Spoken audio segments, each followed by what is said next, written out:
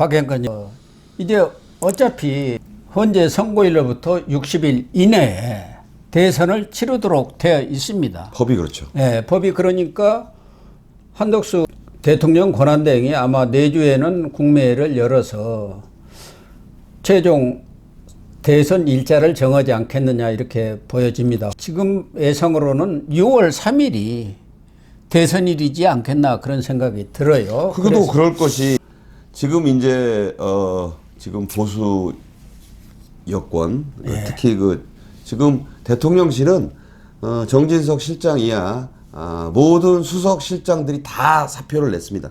뭐 당연한 것이라고 보고요. 이제 대통령실은 그냥 공동화됐어요. 뭐 어쩔 수 없는 현실이기도 하고.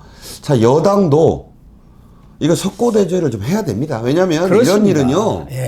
이런 일은 책임지는 모습이 있어야 뭐 거듭날 여지가 생겨요. 저는 그렇게 봐요. 그러니까 이후 여하간 책임을 져야 됩니다. 이후 우리 여당 이 보수파들이 문제가요. 뼈아픈 환골탈태의 자기 그 쇄신이 부족하다. 거의 없었다. 지금 비대위원장 그 원내대표 두 분이 공교롭게도 성이 권 씨예요. 뭐 쌍권이다. 쌍권총이다. 쌍권총이 아니에요. 이제 이 두 분부터 대통령 수석들 뭐 실장들 책임지는 모습처럼 저는 내일이라도 사실 깨끗이 물러나야 됩니다. 전 당직자 일괄 사퇴해야 됩니다. 왜?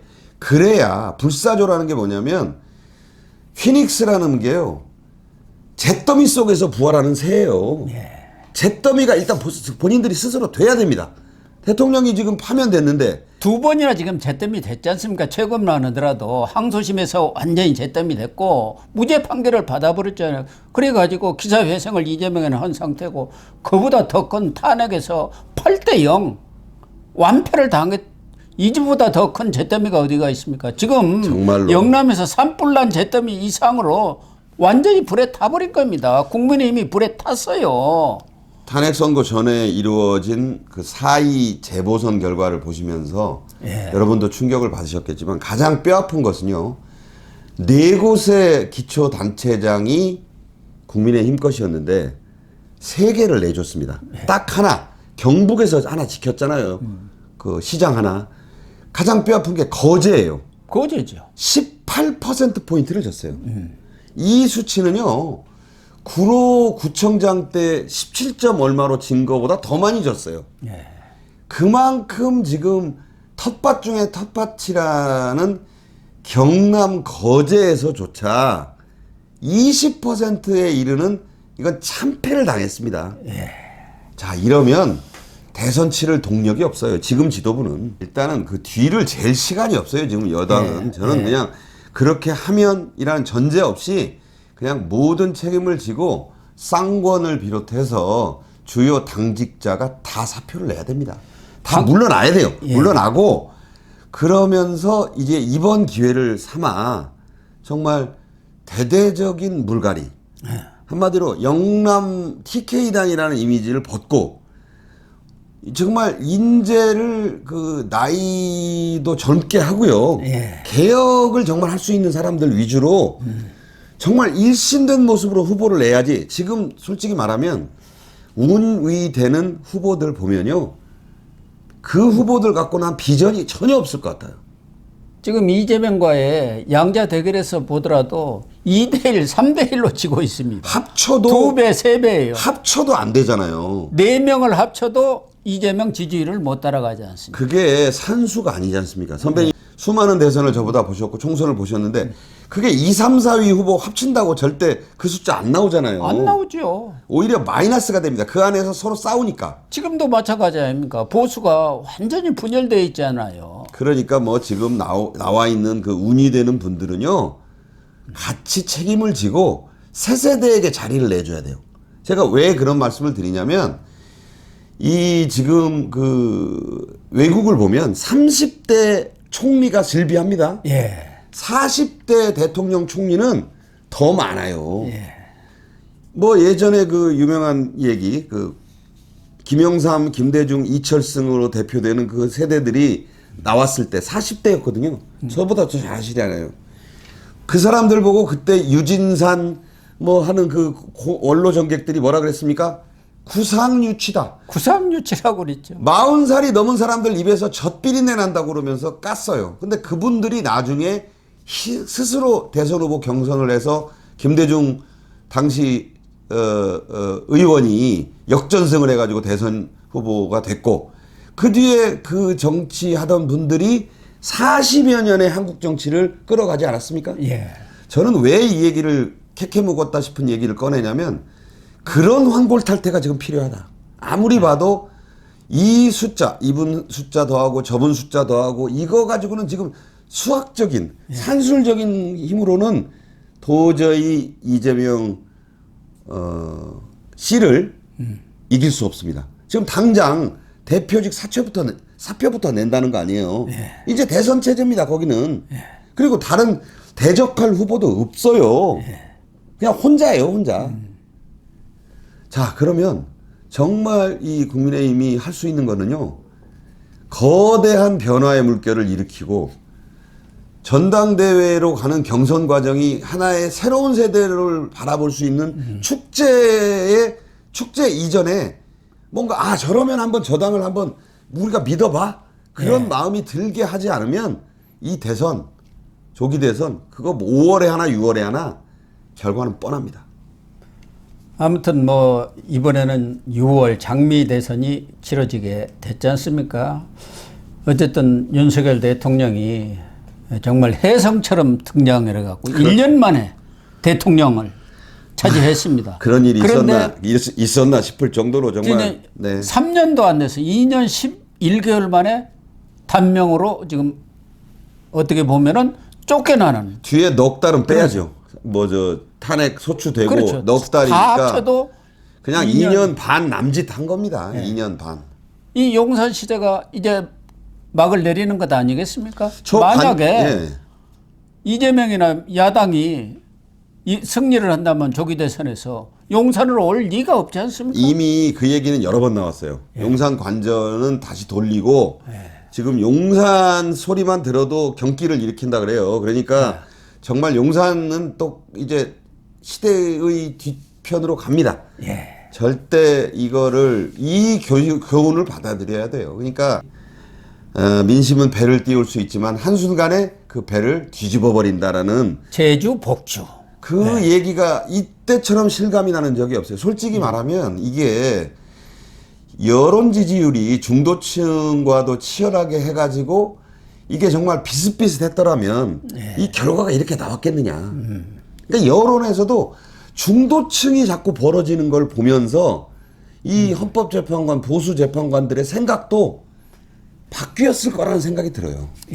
이거는 감당이 어렵다. 내가 정말 보수들의 지지만 가지고 이런 것을 어떻게 보면 좀 무리하다 싶은 해석을 해서 내가 기각각하를 해주면 일단 개인적으로 내가 괜찮겠는가라는 그런 생각을 했을 것이고 그게 제일 크다고 봐요. 그 다음에 그런들 이게 뭔가 내가 생각하는 거에 맞느냐. 결과적으로는 그렇게 해석이 됩니다. 그러니까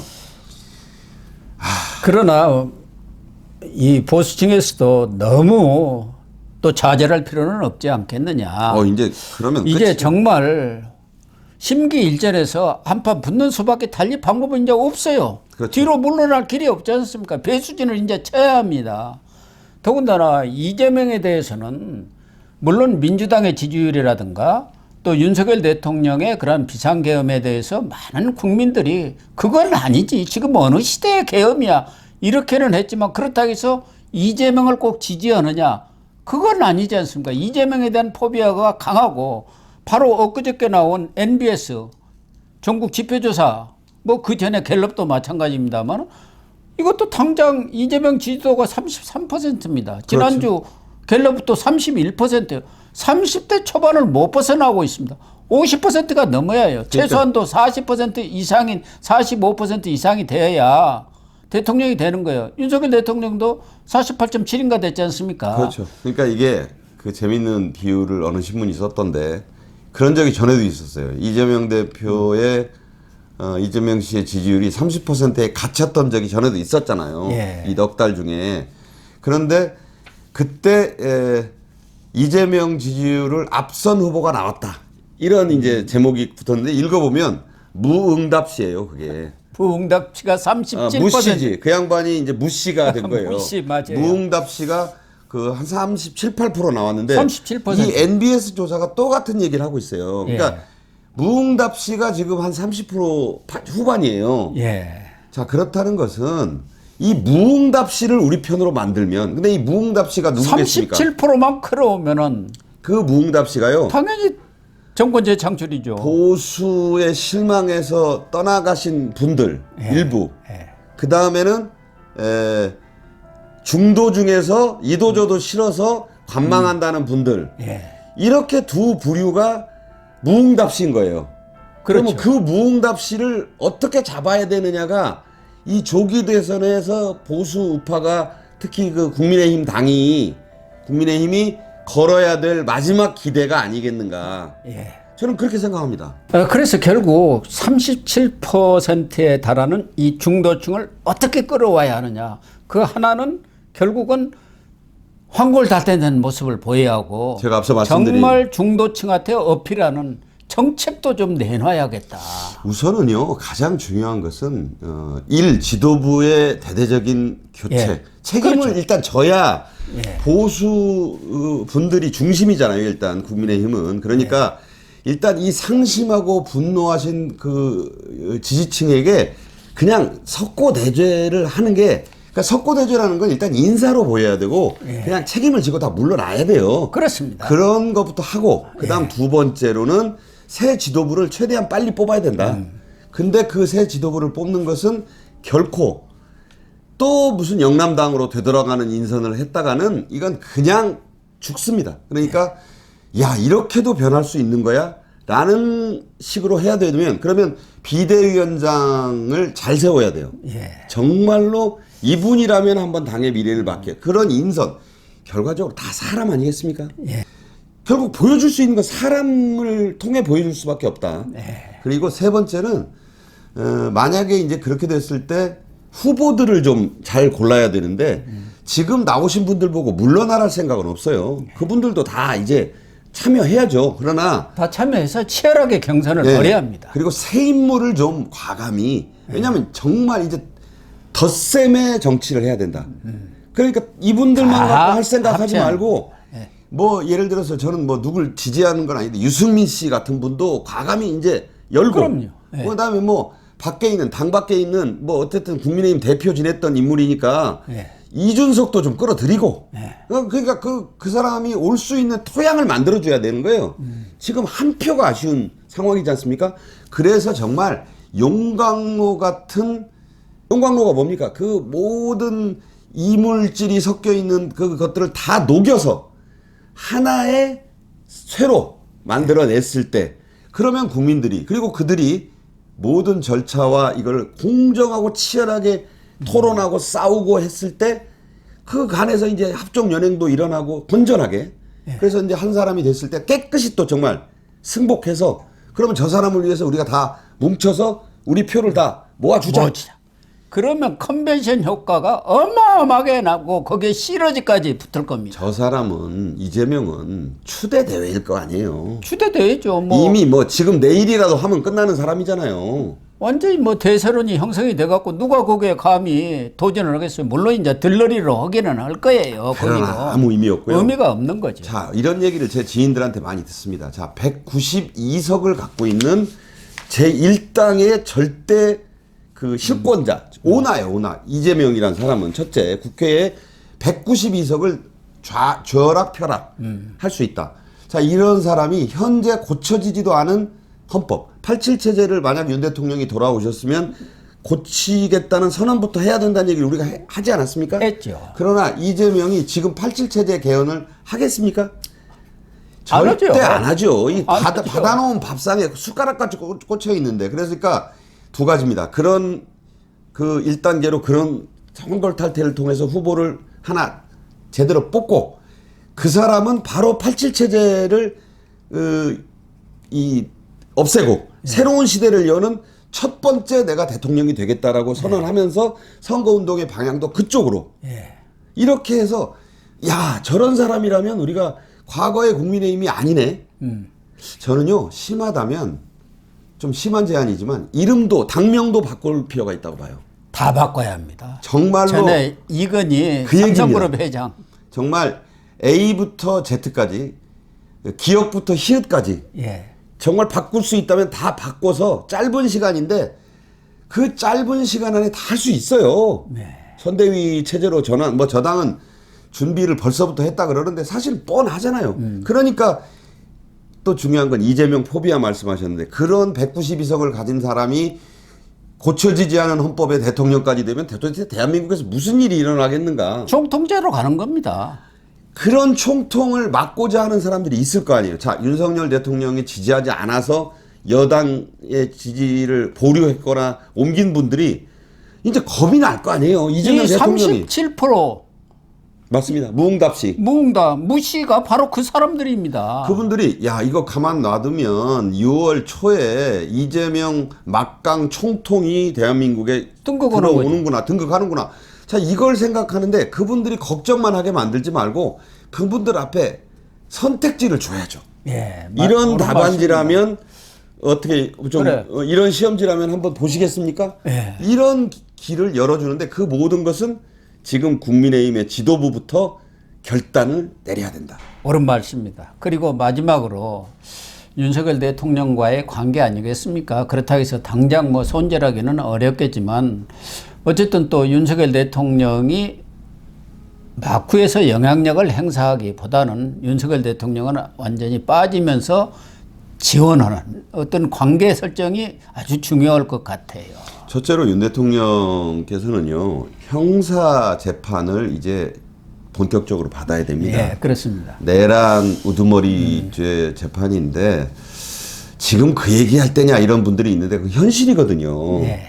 자, 이 재판의 피고인이시기 때문에 당분간은 이 재판에 주력을 하셔야 되고 예, 그렇습니다. 또 거기에서 또 정치에 대한 말씀을 당분간은 2달 정도는 참으셔야 돼요. 야당의 이재명이 그 꼴을 보겠습니까? 그러니까요. 오히려 본인의 이 재판에 불리하게 작용을 할 수 있어요. 그러니까 완전히 이 파면됨으로써 자유인이 된다면 정치하셔도 돼요. 네. 그러나 본인에게는 또 하나의 그 지금 짐이 재판의 짐이 어깨를 짓누르고 있잖아요. 그러니까 내란죄 수개는 무기 아니면은 사형입니다. 무기 금고라는 형도 있고 어차피 비슷하죠. 예. 그런 것이기 때문에 이제 그거를 주력하시면서 정치에 대한 입장은 최대한 밖으로 안 내시면서 이게 만약에 이 사람들이 이제부터 조기 대선 국면에서 그 중도층이 오려면요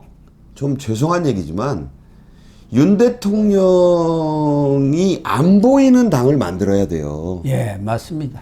이게 불행하고 안타까운 일이지만 그러니까 전에 그 대통령 선거 중에 대표적인 게 이게 있었잖아요. 김대중 전 대통령이 노무현 경상도 출신 노무현 후보를 가 됐을 때 본인의 호남 지지층을 전부 몰아줬잖아요, 표를. 그리고 본인은 빠졌잖아요. 그랬던 전례처럼 지금 윤 대통령을 지지하고 윤 대통령을 아직도 사랑하는 지지층은 분명히 존재합니다. 저는 그 비율이 30%는 넘는다고 보고 있어요. 이분들이 근데 만약에 국민의힘이 지금 여당이 정권 재창출을 못한다면 선거를 통해서 가장 불행해지는 게 누굽니까? 역사적 평가로나 모든 것에서 가장 힘들어지는 게 윤 대통령이세요. 그러기 위해서 승리의 해법에 본인은 촉매가 돼야 된다. 촉매라는 것은 어떤 다른 것들이 화학작용을 일으킬 수 있게 도와주는 역할이잖아요. 본인이 주역이나 조역을 하시려고 하면 오히려 그게 안 된다는 생각이 들어요. 그래서 본인의 명예를 위해서도 본인이 재평가를 받기 위해서도 본인이 사법의 굴레에서 벗어나시기 위해서도 다음 대통령이 여당에서 재창출돼야 사면복권도 될 거 아닙니까? 그럼요. 당연한 얘기죠. 이재명이가 대통령이 되면 정권 재창출이 돼야 사면복권도 되고 그리고 나서 또 여생도 어떻게 보면은 편안하게 보낼 수가 있는 거죠. 명예 회복을 못 해요. 명예회복 못하죠. 명예 이재명이가 회복을 집권해 못 버리면. 하고 이렇게 되니까 이 고심은 좀 되시겠지만 그 최선의 방법을 이제 대통령께서 그 마지막 말이 너무 와닿아요. 여러분과 함께했던 시간이 너무나 소중하고 예. 고마웠다. 짧게 그렇게 맺으셨는데 그 말 속에 나라 사랑의 마음이 다 들어가 있더라고요. 그렇습니다. 그렇다면 예. 본인을 위해서나 본인이 2년 반 동안 헌심진력해서 바로 세우려고 했던 대한민국을 위해서나 예. 보수를 위해서나 윤 대통령께서는 이런 변화를 촉매로 뒤에서 도와주시면서 그 30%를 새로 선출되는 인물에게 몰아주시는 역할을 의무해서 하셔야 된다. 그리고 정말 새로운 인물, 새로운 방식, 새로운 당, 새로운 체제로 도전에 나서야만 그래도 뒤질 겁니다. 지금은. 그 변화를 이뤄내지 않으면요. 보수 전체가 진짜 이제 나락의 길로, 그렇게 한번 나락의 길로 빠지면 이해찬이 했던 얘기가 있잖아요. 좌파 20년 집권론. 감옥에 간 조국이가 한 그 얘기입니다. 20년 집권론은 현실이 되는 겁니다. 그렇습니다. 우리 박앵커님께서 정말 가슴에 와 닿는 정말 공감이 가는 말씀을 해 주셨습니다. 윤석열 대통령이 이제 전 대통령이 됐습니다마는 정권 재창출을 위해서 정말 우리 박 앵커님이 말씀하신 내용 그걸 좀 꼭 마음에 새겨가지고 그렇게 해 주셨으면 좋겠습니다. 아까 말씀드린 쌍권을 비롯한 이 중진 의원들은요, 일단 본인의 능력을 떠나서 다 2, 3선으로 물러나야 됩니다. 예. 그러지 않고서 또 그 밥에 그 나물처럼 이걸로 무슨 새로운 요리를, 아니, 흘러간 물이기도 하겠거니와 그 맛없는 재료를 가지고 세상을 어떻게 차립니까? 이럴 때야말로 그 이선 후퇴를 통해서 후진들과 새로운 사람에게 자리를 열어주는 결단이 나와야 그나마 이재명과 한번 삿발을 잡을 수 있지 않을까 생각합니다. 그렇습니다. 헌재 선거 결과가 저희들이 그동안 방송했던 내용과는 또 차이가 나서 시청자 여러분의 기대에 미치지 못했던 점 다시 한번 머리 숙여 송구하다는 말씀을 드립니다. 오늘 방송은 마치도록 하겠습니다. 시청해 주셔서 감사합니다. 고맙습니다.